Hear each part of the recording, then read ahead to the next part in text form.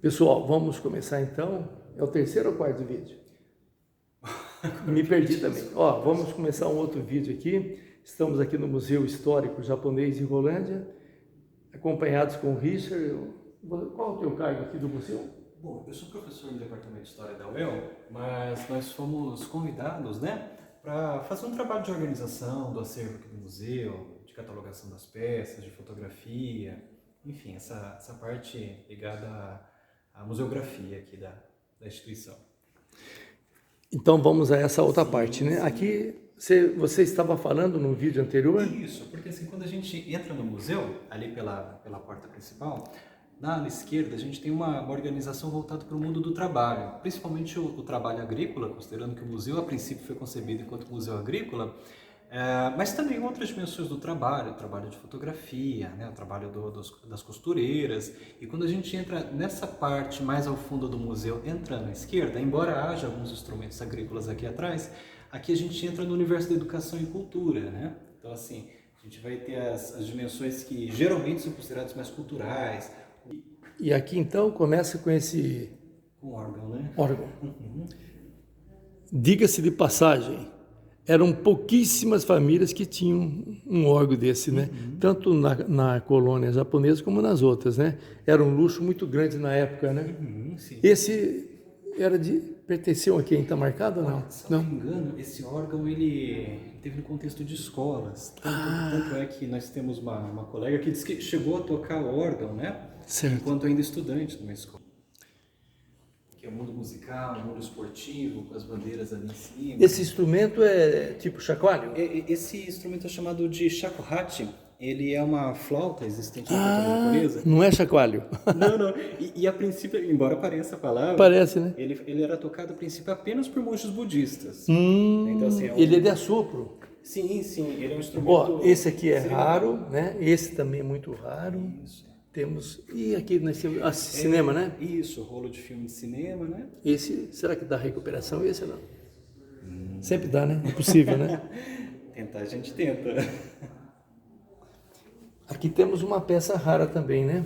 Isso, é uma espécie de leque utilizado mais em contexto cerimonial também. E aqui? Luva de beisebol. Luva de beisebol. Chuteira de beisebol. Essa foi utilizada. Essa é bem histórica, hein? Ó, dá para ver até o furo do dedão. Essas têm marca de uso. E aqui muito interessante, isso aqui é um instrumento musical especificamente japonês, um instrumento de corda chamado shamisen, né? Então ele tem um som bastante característico quando comparado aos instrumentos de corda. Eu já vi em filmes, interessante, é bem típico mesmo. E o som deste e o som do shakuhachi costuma bastante aparecer em filme, cinematografia japonesa. Típico japonês, só japonês que utiliza, né, praticamente. Sim. Hoje eu não sei, mas na época sim, né? Hoje é quem aprenda, mas na época era só japonês, né? Caracteristicamente japonês. Aqui é jogos, né? Isso, jogos. Tipo xadrez, né? Dama? Não. É tipo dama. Não é dama. É dama que fala? É dama, né? Tipo dama. Sim. Aqui temos a colônia internacional, escola primária. Essas são as escolas, né? Que desempenharam um papel bastante característico aqui no norte do Paraná, porque a escola é o grande local de difusão cultural para o imigrante japonês. Então, assim, você não pega tanto imigrante construindo templo, santuário, mas constrói muitas escolas. Isso é uma característica. Então, o meu pai, o avô da minha mulher, José Fortunato Chiarati, foi parceiro dos japoneses da Gleba Bandeirantes na construção de uma escola que levou o nome Takeo Teshima, que inclusive eu filmei não faz muito tempo as ruínas. Hoje sobraram apenas ruínas. Vocês podiam um dia lá conhecer. Sim, certamente. Ruínas da escola Takeo Teshima. Aqui, Bandeirantes, escola. Porque são escolas de diferentes colônias disseminadas aqui pelo Paraná. Beisebol.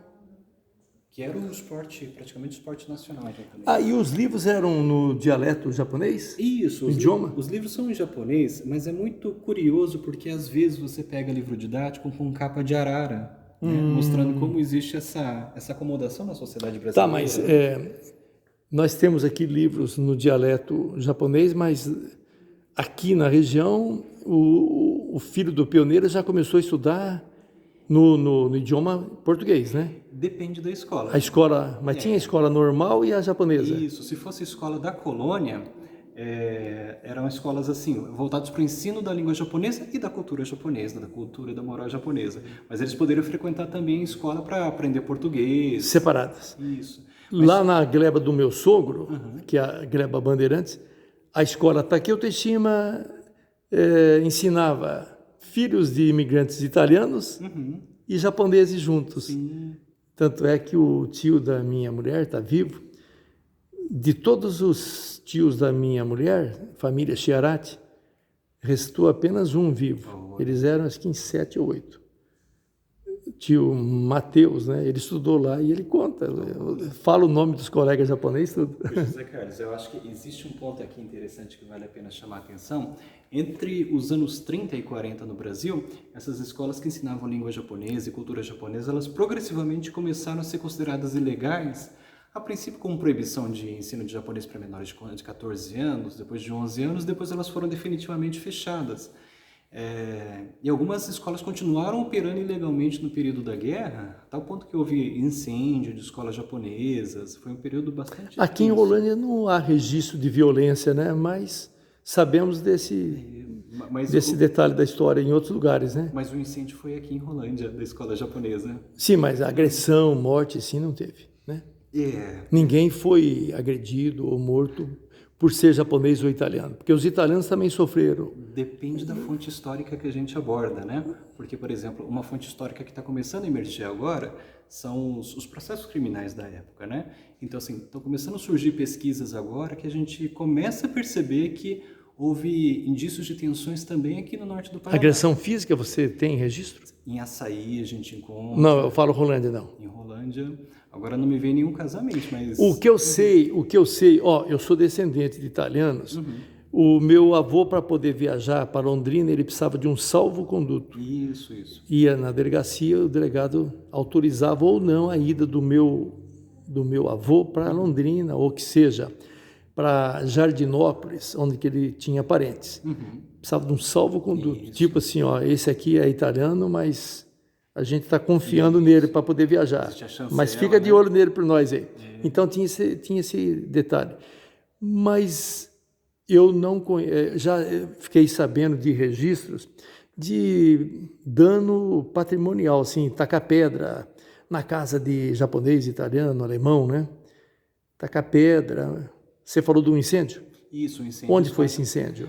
Aqui em Rolândia, agora eu não vou saber precisar exatamente. Você falou uma escola? Isso, de uma escola japonesa. Salvo engano, em 37. Gostei de ouvir isso de você, porque eu sabia que havia assim, uma hostilização, mas com danos assim, é a primeira vez que eu ouço. Mas isso não é à toa que não aparece, porque está começando a aparecer pesquisa. Isso, então isso é muito novo. Aqui o livro... Isso, materiais didáticos, né? Então, deixa eu te contar uma história. Aqui na Praça Castelo Branco de Rolândia, tem um monumento doado pela colônia japonesa para a prefeitura, em 1954, em comemoração aos 20 anos de fundação. Prova que Rolândia começou em 34. Bom, a cidade, né? A zona rural começou em 32. E lá tem dizeres em japonês. Aí eu peguei um amigo meu japonês, o Tuneu Iga, ele é muito amigo meu, conhece ele? Não conheço. O dia que você conhecer, você vai gostar. Claro, ele é um dos melhores japoneses que eu conheço. Ele é 10 e ele é bem divertido. Aí eu peguei o Tuneu meia laço e falei, Tuneu, chega aqui, traduz para mim isso aqui, lá na Praça de Rolândia. Ele levou me na brincadeira. Aí ele pegou e falou assim, olha, Farina, é que eu conheço 3 dialetos japonês. E eu estudei, levei a pessoa certa, né?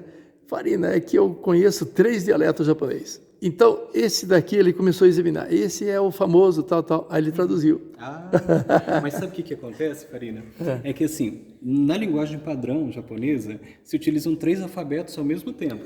Por exemplo, isso aqui é um alfabeto que é chamado de hiragana. Né? Hiragana é para escrita fonética, né, em japonês. Deixa eu ver. Esse aqui, ó, é que está misturado hiragana e katakana. Isso aqui é katakana. É utilizado para escrita fonética, mas de palavras estrangeiras. Por exemplo, esses caracteres aqui, eles são chamados de kanji. Kanji, ele falou isso aí, kanji. Que não é nem o dialeto, é uma escrita chamada ideogramática. As três escritas operam ao mesmo tempo. O Toneu falou que está escrito lá em kanji. Isso, por exemplo, aqui kanji, né? Hiragana e por aí.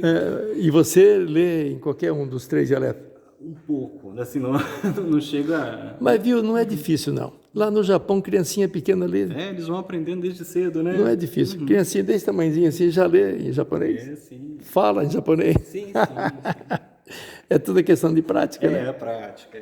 Para mim é impossível, mas aqui nós temos documentos de pioneiros. Os passaportes. Olha só, gente. Importante, hein? Muito importante. Primeira vez que eu vejo um passaporte assim de japonês. Sim.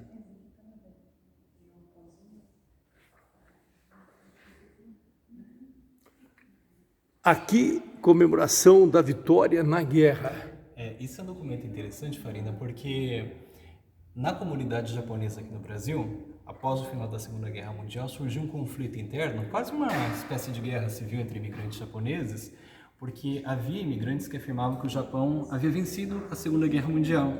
Sim. E quando a gente sabe que o Japão foi derrotado na Segunda Guerra, e havia alguns japoneses mais esclarecidos que falaram, não, o Japão foi derrotado na guerra, e dependendo das regiões surgiu um movimento que é chamado hoje de terrorista, chamado Shindoremei, em que os japoneses que acreditavam que o Japão venceu a guerra ameaçavam e chegavam a matar os outros imigrantes que falavam que o Japão perdeu a guerra. Então, assim, os vitoristas eram aqueles que afirmavam que o Japão venceu a guerra e chamavam os outros de derrotistas, né?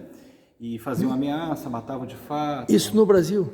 Isso no Brasil. Isso foi E chegou a morrer gente por causa dessa dúvida? A polícia teve que intervir de uma maneira bastante... Eu estou rindo, mas foi muito triste, hein? Eu não sabia disso. Chegavam a oferecer espada samurai para pessoas se matar. Meu Deus do céu, eu não sabia disso. Comemorações, né? Isso. Aqui nós temos um samurai, como é que é? Essa é uma armadura de samurai que a gente acredita que seja datada do século XVII, que é o início de uma era japonesa chamada Era Edo ou Era Tokugawa. Né? Então, assim, essa é uma armadura samurai completa que é chamada de Yoroi, né? Isso vale uma fortuna? Imagino que sim. Pela idade que você falou? Sim. Então, assim, você tem ideia como que foi conseguida essa doação aí? Olha, essa é uma peça assim que a gente não tem muita clareza da proveniência dela. Né? Então, assim, como as peças vieram parar, né? Não está marcado ali, não? 400 anos. Então, assim, no mínimo ela é de 1603. No mínimo. Meu pai, barbaridade. Mas com espada samurai e tudo, né? Puxa vida. E aqui a gente tem um objeto que é chamado de mikoshi, né? Mikoshi, ele é um artefato shintoísta em que quando há peregrinação, procissão, melhor dizendo, assim, das figuras ou dos tesouros considerados sagrados no santuário shintoísta, é colocado no interior do mikoshi carregado pelas pessoas, né? Cada um de um lado aqui, né? Você não explicou ainda o que nós teríamos, o que seria colocado ali dentro? Porque cada seria colocado dentro ali ou fora? Isso, dentro. Porque cada santuário shintoísta, ele consagra alguns objetos que são considerados tesouros das divindades japonesas, né? E geralmente assim são tesouros que os santuários shintoístas ficam fechados, tanto que o nosso santuário ele fica fechado. Então é colocado objeto ali dentro, que embora ele se torne Você não sabe quais são esses objetos? Aqui no santuário? Não, o que era colocado ali dentro? Depende do santuário. Mas dá um exemplo, você sabe dar um exemplo? Por exemplo, espelho, joia, espada, adagas de uma maneira geral, né? Então assim, depende muito. Tanto é que esse objeto aqui, à frente dessa estrutura vermelha, é chamado de tori. Quando tem um tori, que é muito comum na cultura japonesa aqui no Brasil, no Japão indica-se que você está entrando num local sagrado, né? Então, por exemplo, na entrada do museu tem um tori. Mas é muito mais simbólico da cultura japonesa aqui no Brasil do que qualquer outra coisa. Mas no Japão indica entrada num local sagrado. Nós temos, você conhece pessoas que seguem essa religião aqui na região? Aqui é muito incomum. Aqui é muito incomum. A ponto de ainda Aqui existir. mais é budista, né? Budismo. Budista. Aqui em Rolândia, especificamente zen budista. Trajes, né? Mas ali a gente já tem artefatos religiosos, por exemplo. Pessoal, eu vou encerrar esse vídeo aqui e começar um outro na sequência, para não ficar muito longo. Se vocês gostarem, por favor, comentem, deem um like, compartilhem, inscrevam-se no canal. E na sequência temos mais, né, Richard? Sim, certamente. Mais vídeos aqui do Museu Histórico Japonês de Rolândia, quer dizer, do norte do Paraná, em Rolândia.